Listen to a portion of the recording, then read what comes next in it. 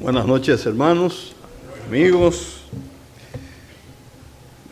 Qué bueno estar con ustedes, reunidos como estamos esta noche alrededor de nuestro Señor, quien es el que invita. Bien, vamos a continuar con nuestro estudio en la carta a los Hebreos, capítulo 10. Y antes, un hermano me decía que debiéramos haber anunciado el fallecimiento de uno que fue incluso profesor de nosotros en la residencia de neurología, fue el doctor Diógenes Santos Viloria. Porque Diógenes Santos Viloria era hijo de la hermana doña Cachita Viloria, que fue fundador, fue el que inició una escuela dominical, la primera escuela dominical en Playa Oeste. Esas primeras hermanas, muy activas. Entonces, ella tuvo, creo que fueron 2 hijos. Uno de ellos fue Diógenes, 3 hijos. Pero el único que yo conocí fue a y Diógenes. Bueno, Diógenes Santos Viloria fue profesor de nosotros en la residencia de neurología, fue uno de los grandes epileptólogos, no solamente del país, sino de Latinoamérica. Incluso con él viajamos a muchos lugares del mundo y nos presentó a grandes epileptólogos. Él era de la escuela de Marsella, de la famosa escuela de Henri Gaston. Y así nos presentó a maestros reconocidos en el mundo de la epilepsia. Y el mundo de la epilepsia se siente, por lo menos latinoamericana, conmovido por su fallecimiento, porque precisamente nos toca en el país este año el Congreso Latinoamericano de Epilepsia y él era el organizador. En fin, ha sido una pérdida para nosotros, en el sentido de la neurología y de la medicina. Y era un amigo, era una persona muy, aunque él me llevaba muchos años, siempre estábamos en esa actitud de bromear y eso, él le gustaba.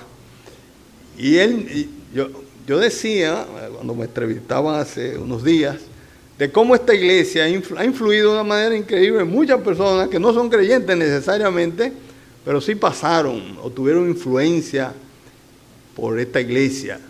Y él me decía, Diógenes Santos Viloria, que mi papá había sido su profesor en la escuela dominical. Y él agradecía todo eso.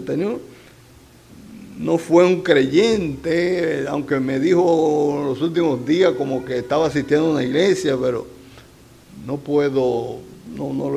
le vimos realmente un cambio real, pero para que los que conocieron a doña Cachita, nuestra hermana ya en el Señor, conozcan lo que del fallecimiento de un amigo. Bien, hermanos, entonces vamos a abrir nuestras Biblias y vamos al capítulo 10 de la carta del apóstol Pablo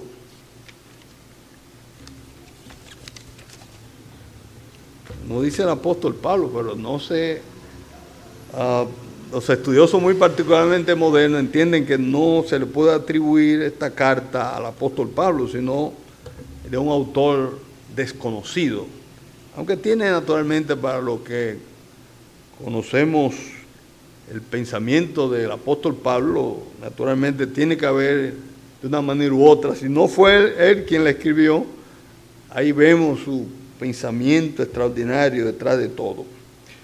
Bien, vamos a leer a partir del verso 19. Nos quedamos en el verso 19. Dice, capítulo 10, versículo 19. Así que, hermanos, teniendo libertad para entrar en el lugar santísimo por la sangre de Jesucristo, por el camino nuevo y vivo que Él nos abrió a través del velo, esto es, de su carne, y teniendo un gran sacerdote sobre la casa de Dios, acerquémonos con corazón sincero, en plena certidumbre de fe, purificados los corazones de mala conciencia y lavados los cuerpos con agua pura, mantengamos firme sin fluctuar la profesión de nuestra esperanza, porque fiel es el que prometió, y considerémonos unos a otros para estimularnos al amor y a las buenas obras, no dejando de congregarnos como algunos tienen por costumbre, sino exhortándonos, y tanto más cuanto veis que aquel día se acerca. Oremos. Padre bueno que estás en los cielos, ante tu santa y divina presencia venimos nuevamente en esta noche con corazones muy agradecidos, porque nosotros todos estábamos perdidos en nuestros muchos delitos y pecados, pero al poner nuestra fe en Jesucristo de esa condición triste, esa condición desesperada en la que estábamos, ahora somos hijos tuyos y somos coherederos con Jesucristo de todas las riquezas en gloria. Rogamos que tu Santo Espíritu sea quien tome el control de mi mente, de mi corazón, de mis sentimientos, para ser un vocero digno tuyo y fiel, y que todos prestemos atención a tu palabra y haya disposición de nosotros de obedecerla. Pedimos todas estas cosas dándote las gracias en el nombre de tu Hijo amado, nuestro Señor y Salvador Jesucristo. Amén. Dijimos aquí que hay lo que podríamos llamar un paréntesis admonitorio. Y ese paréntesis admonitorio lleva un mensaje que podemos decir que es que no debemos despreciar a Cristo. Dice el versículo 19, así que hermanos, teniendo libertad para entrar en el lugar santísimo por la sangre de Jesucristo. Alguien ha dicho que aquí llegamos a lo que podríamos llamar un gran punto de inflexión en la carta, donde el escritor pasa de la explicación de la superioridad de la persona y obra de Cristo a la aplicación de ella en las vidas de la iglesia que estaba sacudida por la tormenta. De la doctrina al deber, del credo a la conducta, del precepto a la práctica, de la instrucción a la exhortación. Entonces, ahora de manera explícita el escritor va a referirse a cómo debemos vivir los cristianos. Es una manera que también el apóstol Pablo usa con frecuencia en sus cartas. Primeramente da una parte que podríamos llamar teórica y luego pasa a la parte práctica. Y aquí estamos en esa parte, y dice el versículo 19, así que, o sea, en vista de todo lo que anteriormente se ha estado diciendo, hermanos, y la palabra hermanos siempre es una palabra que uno debe detenerse, meditar en ella, porque es una palabra de un hondo significado. Hermano viene de adelphos, esta es la palabra griega, de donde procede la palabra hermanos, significa nacido del mismo vientre. Y hemos dicho otras veces que puede ser que usted y yo creamos que somos hermanos de padre, pero cuando le hacen una prueba de ADN, ya no, ese no era el papá de él. Ahora bien, cuando nació por el mismo, estaba en el vientre, son hermanos. Entonces no había duda de que realmente vienen del mismo vientre. Hermanos, teniendo libertad. La palabra libertad, parresia, habla de una apertura, especialmente habla de confianza. Tenemos ya esa confianza. No se quede rezagado, no, tenemos la confianza. La idea básica de la palabra viene siendo libertad de expresión, como cuando la palabra fluye libremente sin que tengamos ningún tipo de temor. Es esa actitud de apertura que deriva de la libertad, ¿verdad?, y la falta de miedo. Es como si fuera el sacudir el miedo, sacudir el temor. Naturalmente, decíamos cuando hablamos sobre ello, de que hay que tener cuidado de que no perdamos el temor reverencial. Recordemos que cuando nosotros entramos a la presencia de Dios, ante Dios que estamos, por lo tanto debe haber reverencia. La iglesia es una iglesia donde está el Señor. Lo hemos dicho muchas veces, pero a veces lo decimos tanto que queremos que ya no hay que repetirlo. No, repítalo. Cuando la iglesia está reunida como esta noche, está Dios el Padre. Sí, Dios el Padre. ¿Y Dios el Hijo está? Naturalmente. ¿Y el Espíritu Santo está? O sea, está la Trinidad. ¿Y ángeles están? Ok.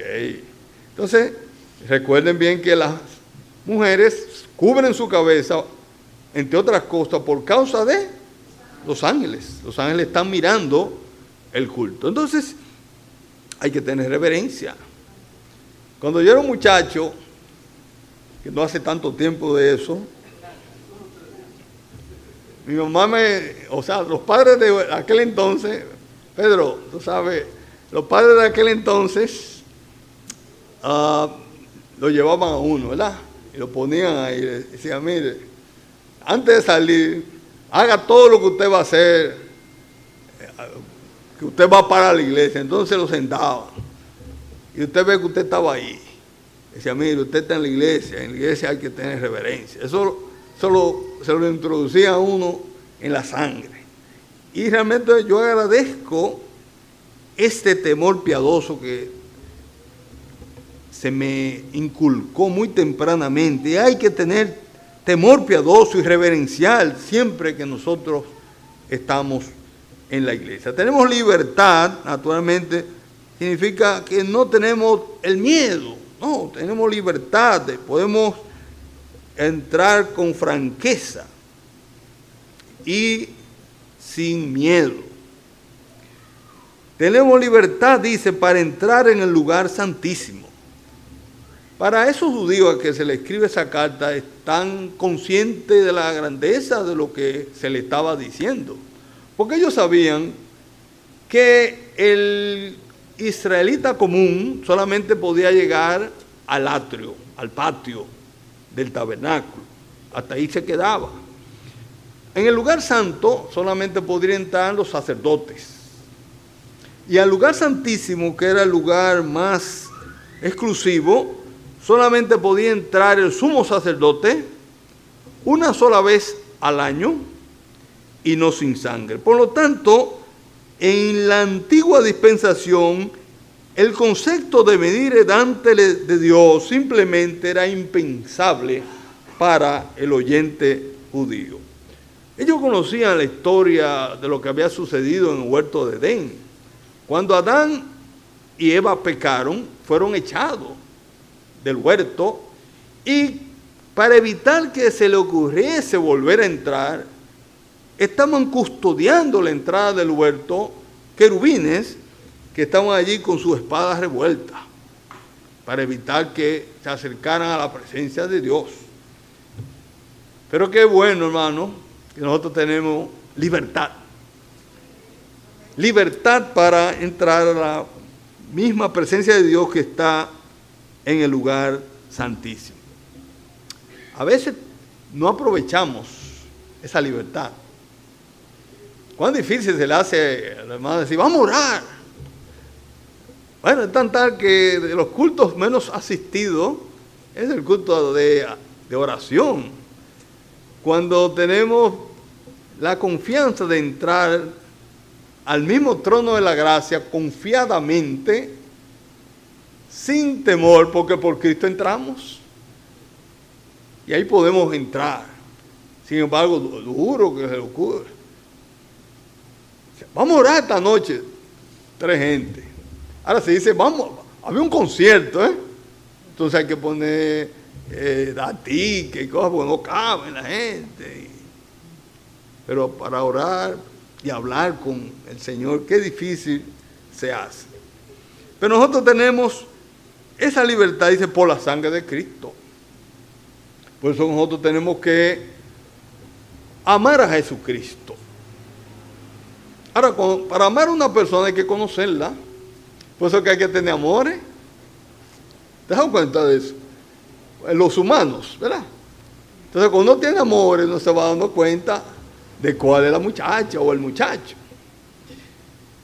Mi mamá le decía a uno, tenía una serie de cosas que le decía, cuando usted vaya a una, usted van bien, decía ella, piense en la casa, por ejemplo.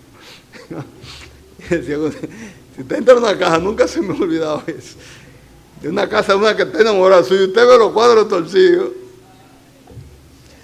Y es tanta que todavía, yo tengo la costumbre de enderezar los cuadros, que dice, ahí las cosas no andan bien. Entonces, en fin, hay que conocer a la persona con quien tú te vas a casar. Por eso hay que tener amores para uno saber con quién se va a casar. Por eso la tarea de nosotros es conocer a Jesucristo. Esta es la tarea de nosotros, conocer a Jesucristo, porque mediante el conocimiento viene el amor. Versículo 20 dice que por el camino nuevo y vivo que Él nos abrió a través del velo, esto es, de su sangre. El camino, Él abrió un camino. Recordemos que antes a los seguidores del Señor se les llamaba los del camino. No dice explícitamente por qué se le llamaba así, pero recordemos que en un momento dado el Señor dijo, yo soy el camino, yo soy la verdad y yo soy la vida, y nadie viene al Padre sino por mí. Pero dice que el camino es nuevo. Y esta palabra que se usa para nuevo aquí, se usa solamente aquí en toda la Biblia. Y presenta una imagen increíble de lo que Cristo hizo por nosotros en la cruz.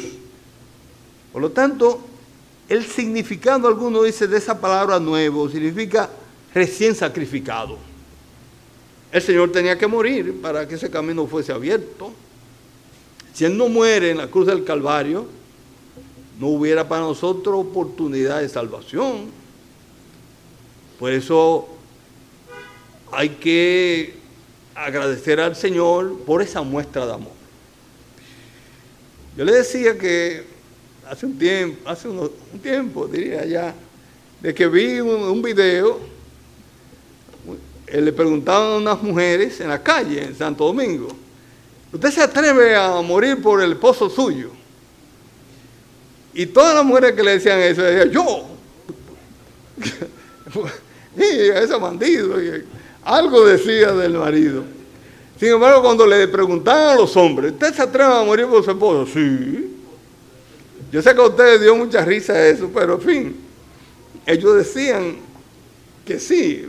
Ahora yo veo que Félix se ríe, pero yo creo. Yo no sé los hombres que están aquí, pero por ejemplo en mi casa tenemos alarma. Cada vez que ha sonado la alarma, y ha sonado, el que sale corriendo a ver qué es lo que está pasando soy yo. Yo no espero que ella salga a ver. Y he poniendo mi vida, ¿no? Porque no sé qué es lo que pasa. Pero en fin, una cosa es decirlo y otra cosa es la realidad. El Señor Jesucristo dio su vida por nosotros. Es como si fuera ese camino, hablando de que Él fue recién sacrificado, y nosotros sabemos cómo fue esa muerte, una muerte terrible, muerte de cruz. El Cordero de Dios Jesucristo fue recientemente muerto en la cruz. Eso está para el Señor como si fuera ahora.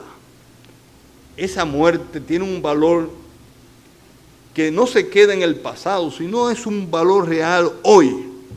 Y Él la ve todavía. Por un camino nuevo, y dice también que es vivo. Y el tiempo presente, la palabra vivo, ese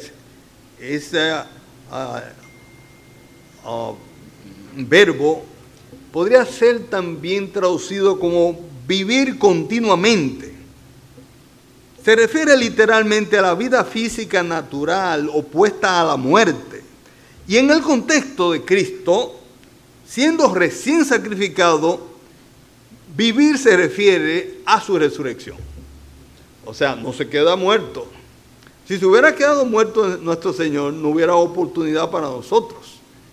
Tenía que resucitar. De ahí que el apóstol Pablo era tan tajante cuando hablaba acerca de la resurrección del Señor. Y dice en un momento dado que si el Señor Jesucristo nos resucitó, vana es nuestra fe. Vana también es nuestra esperanza y seríamos lo más dignos de conmiseración de todos los hombres. Hay muchas religiones en el mundo. Se cuentan por miles las religiones en el mundo. Ahora bien, oiga bien, la única que dice que su autor está vivo, resucitó, era el cristianismo. A ningún musulmán se le ocurre decir que Mahoma resucitó. No, él tiene su tumba y allá van. A los judíos seguidores de Moisés no le ocurre decir que Moisés resucitó, ¿no?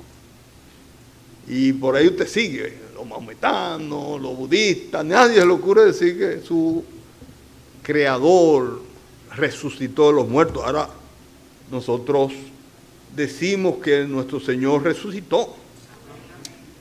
Cuando nosotros fuimos a Jerusalén, ahí está mi hermana que estuvo, el guía que, no sé, de una manera dada nos encontramos con unos que eran creyentes. Y hay dos sitios donde uno va, la iglesia de la resurrección, que es católica, y hay otro campo, un jardín, donde se dice que un creyente en la antigüedad determinó que ese era el lugar donde estaba la tumba que José de Arimatea le prestó al Señor. Y él nos dijo, vayan allá, vayan allá. Y la verdad es que uno se siente muy emocionado porque uno va y ve esa tumba que no podemos decir a ciencia cierta que es la tumba, pero está en una roca.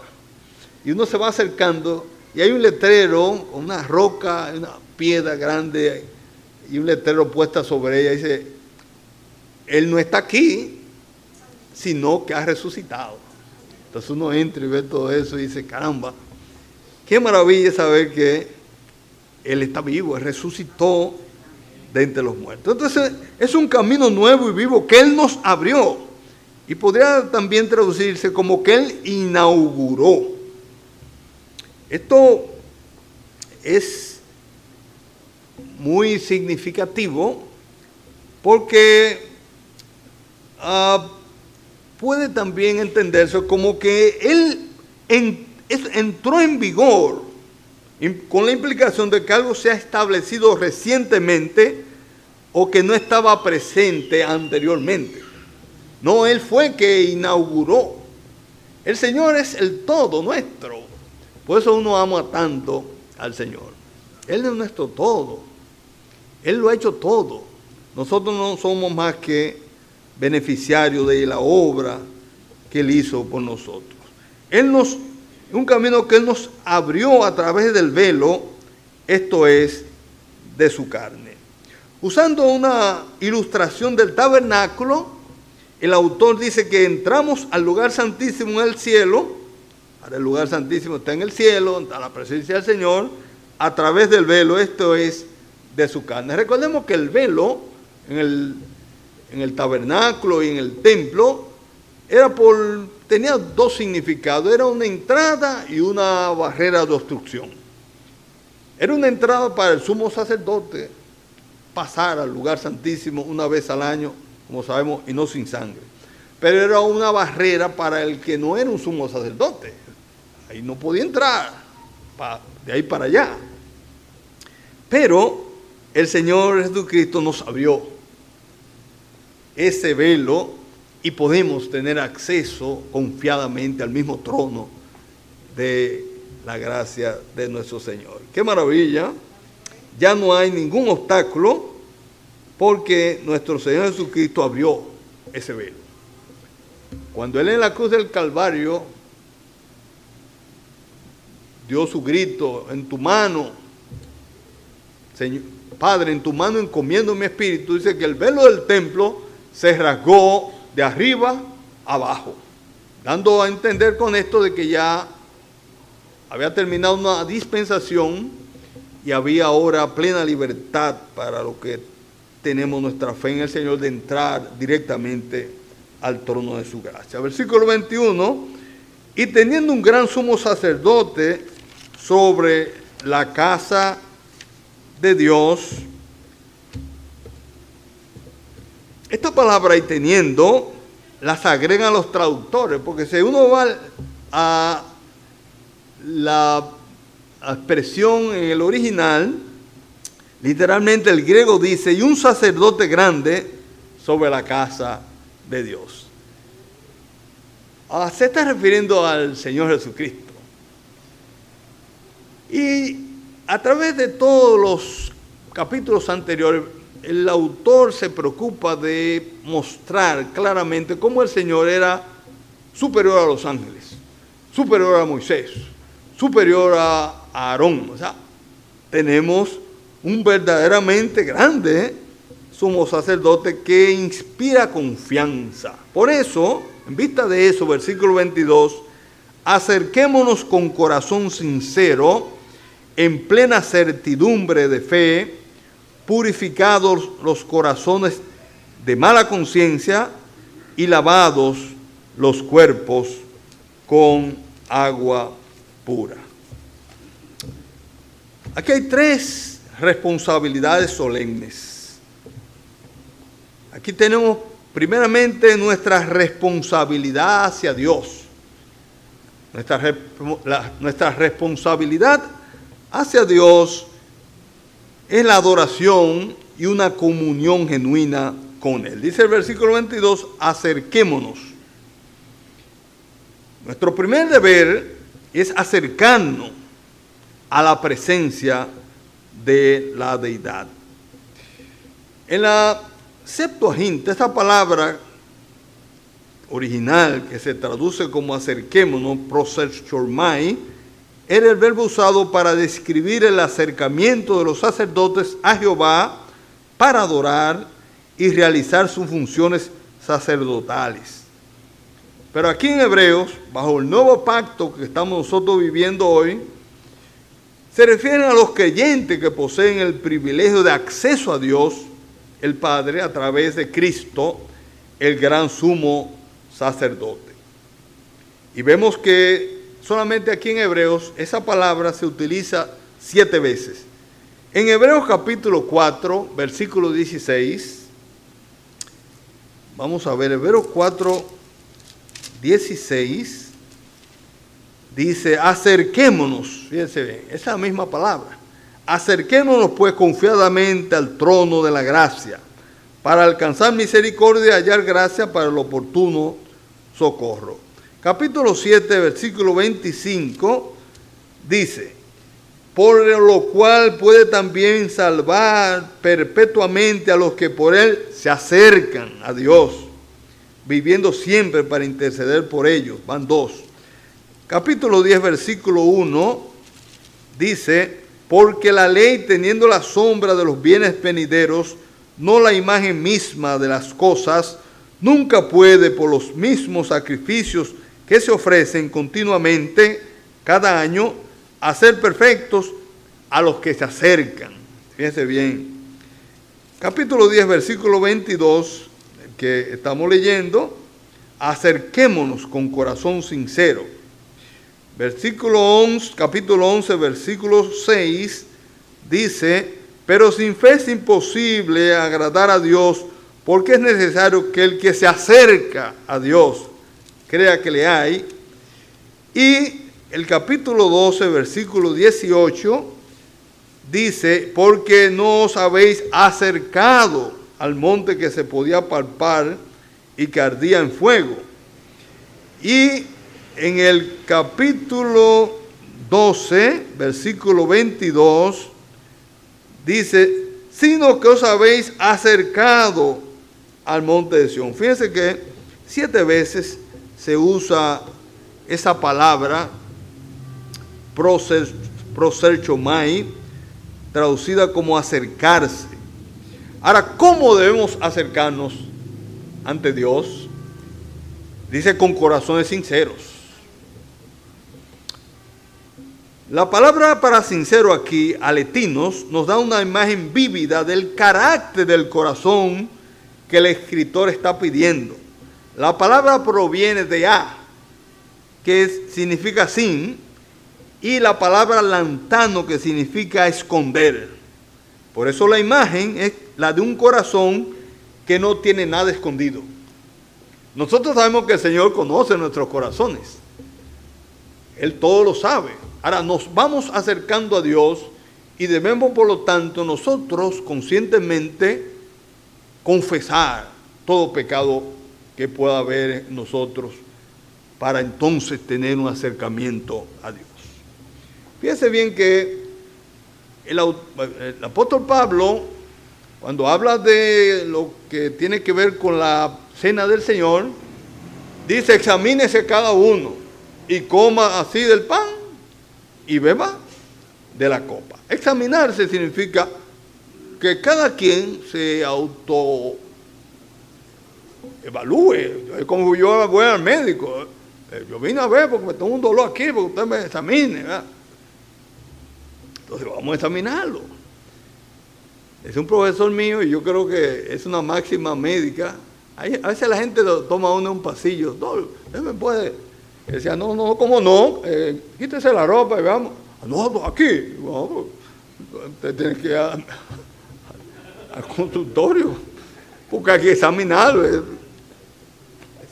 completamente. Bien, hay que examinarse, significa que uno, antes de participar ya propiamente del culto, en oración, pedirle al Señor perdón por nuestros pecados. Ahora, yo pequé contra mi hermano. Vaya y arregle su cuenta con él antes de usted participar de los símbolos. No le deje eso al tiempo. No, yo no le he hecho nada a él. No. Puede ser que usted no le ha hecho nada, pero él está bravo. Acérquese y converse y dígale qué es lo que está pasando. Entonces, en fin de cuentas, hay que examinarse para presentarnos delante del Señor, con corazones sinceros, Nuestra adoración y comunión con Dios no debe ser una cosa mecánica, debe ser de corazón. Debemos hacerlo con todas nuestras ganas. Debemos llegar a la presencia de Dios en plena certidumbre de fe, es decir, confiando en la obra consumada de Jesucristo. De ahí la expresión en plena certidumbre de fe. Hay un estudioso, hablando sobre eso, plena certidumbre de fe, dice, debemos acercarnos a Dios con plena seguridad de fe. Lo que le faltaba a esos judíos era fe. Y como no tenía fe, no tenía seguridad de salvación. Debemos acercarnos con la actitud de la plena seguridad que produce la fe. Hay que venir confiadamente por fe. Entonces, no podemos venir con un temor. Señor, yo no sé si tú me vas a recibir porque yo soy un pecador. No tenga miedo. Ya ese pecado el Señor lo quitó. Y ese pecado fue perdonado. Ya Él no se acuerda de ello más. Entonces, venga confiadamente. Porque sin fe es imposible agradar a Dios. Venga confiadamente. Hay hermanos que uno le dice, ¿por qué usted no está participando de la cena del Señor? Hermano, yo tengo un problemita. Usted sabe, de ese problemita, dígaselo al Señor.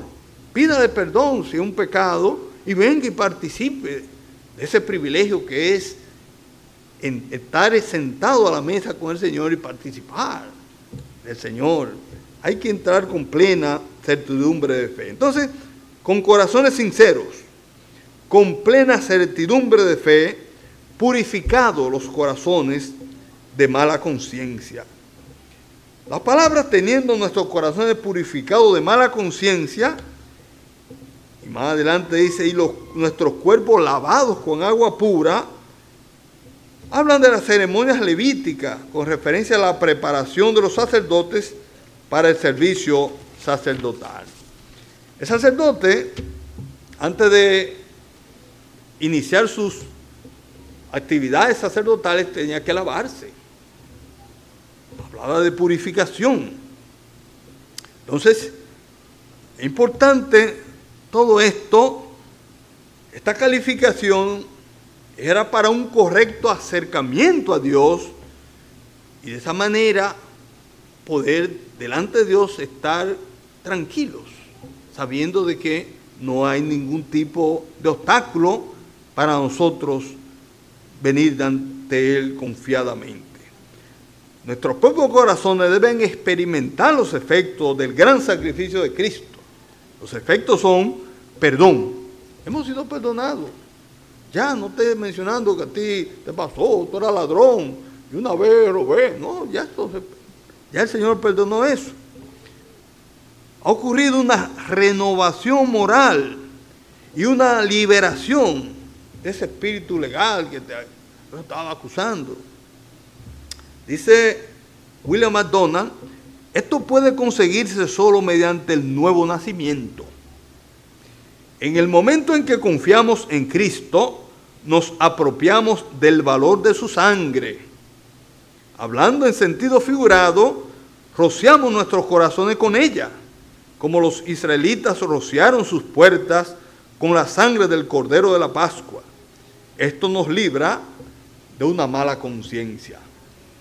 Cuando Jehová le dijo que esa noche de la Pascua rociaran, pusieran la sangre en sus dinteles, ese israelita que hizo eso durmió tranquilo. Ellos sabían que a su primogénito no le iba a pasar nada. Durmió a piernas sueltas. No estaba ahí esperando, muchacho, tú estás vivo, y poniéndole la mano. No, él confió, eso es fe.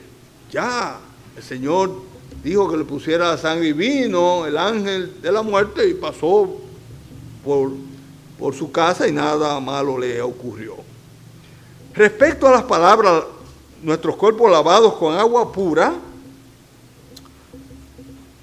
dice un escritor, de nuevo encontramos aquí lenguaje simbólico. Nuestros cuerpos representan nuestras vidas. El agua pura puede referirse bien a la palabra, como en Efesios 5, 25 y 26, o al Espíritu Santo empleando la palabra para limpiar nuestras vidas de la contaminación diaria. Somos purificados una vez por todas de la culpa del pecado mediante la muerte de Cristo. Pero somos lavados una y otra vez de la contaminación del pecado por el Espíritu mediante la palabra. Como dice Juan, vamos a leer Juan capítulo 13, versículo 10. El Evangelio de Juan, capítulo 13, versículo 10. Dice allí, Jesús le dijo, el que está lavado, recordemos que están allí los discípulos y él se dispone a lavarle los pies. Y Pedro se opone, no, tú no me vas a lavar a mí. Y el Señor le dijo, mira, si tú no te dejas lavar, tú no vas a poder participar. Que si no te lavares no tendrás parte conmigo. Entonces el Señor le aclara, dice, el que está lavado no necesita sino lavarse los pies. Porque ya Pedro quería, bueno, lávame entero. Dice, no, tú estás lavado, todos ustedes están lavados ya. Por lo tanto, el que está lavado no necesita sino lavarse los pies, pues está limpio, y vosotros limpios estáis, aunque no todos, porque ahí estaba todavía Judas. Bien, entonces nosotros tenemos que estar constantemente en esa actitud de a pesar de que sabemos que hemos sido lavados una sola vez a poner nuestra fe en el Señor, el pecado fue quitado de manera definitiva, estamos en un mundo donde por nuestra condición caída estamos pecando constantemente, hay que confesar de esa manera el pecado. Entonces, los cuerpos lavados con agua pura. Ambos verbos, rociado y lavado, están en lo que se llama el tiempo perfecto. Y este tiempo describe acciones realizadas en el pasado, pero que su efecto y su beneficio continúan todavía en el presente. Entonces, nosotros estamos en esa condición. El tiempo se nos fue, pero para que usted vaya pensando, este es el primero, ¿verdad?, de las exhortaciones. La segunda, comienza en el versículo 23, dice: mantengámonos firmes, sin fluctuar, la profesión de nuestra esperanza, porque fiel es el que prometió. Y tenemos la segunda responsabilidad, que hacia nosotros mismos.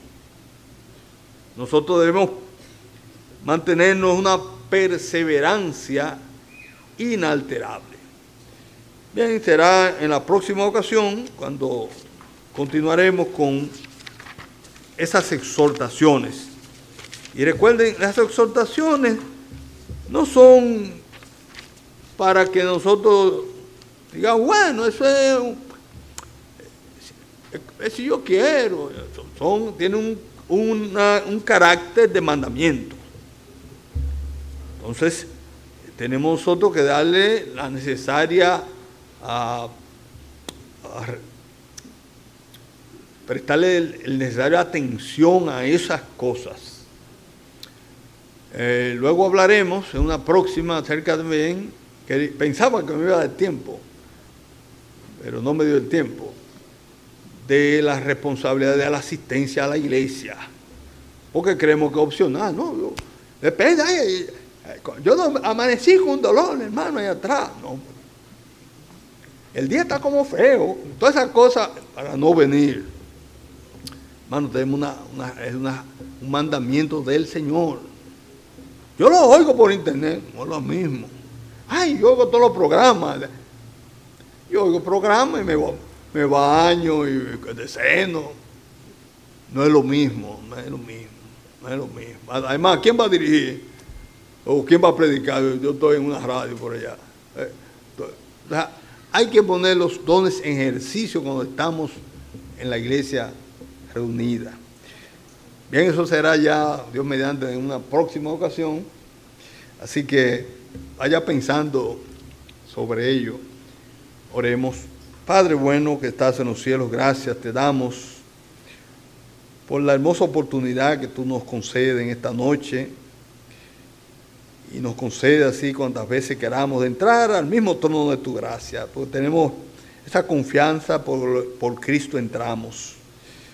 Gracias, Padre, por tu palabra, porque ella nos orienta, ella nos da la luz necesaria para nosotros caminar en este mundo que está rodeado de tinieblas. Y si no es por ella, no sabemos cuál es el rumbo correcto, pero gracias que ella es como si fuera una brújula que nos señala el camino. Pedimos tu guía siempre, tu dirección, tu ayuda. Mira esta congregación, queremos darte las gracias, Padre, porque estamos celebrando nuestro 100 aniversario. Durante 100 años hemos estado predicando tu palabra, enseñando tu palabra, y muchos han escuchado el mensaje y muchos otros han recibido a Jesucristo.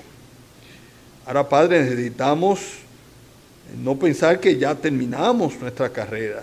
Tenemos todavía una carrera por delante que recorrer hasta que venga tu Hijo y nos lleve para estar con Él por toda la eternidad. Ayúdanos a ser fieles siempre. Guía nuestros pasos por el camino del bien. Y todas estas cosas las pedimos dándote las gracias en nombre de tu Hijo amado, nuestro Señor y Salvador Jesucristo. Amén.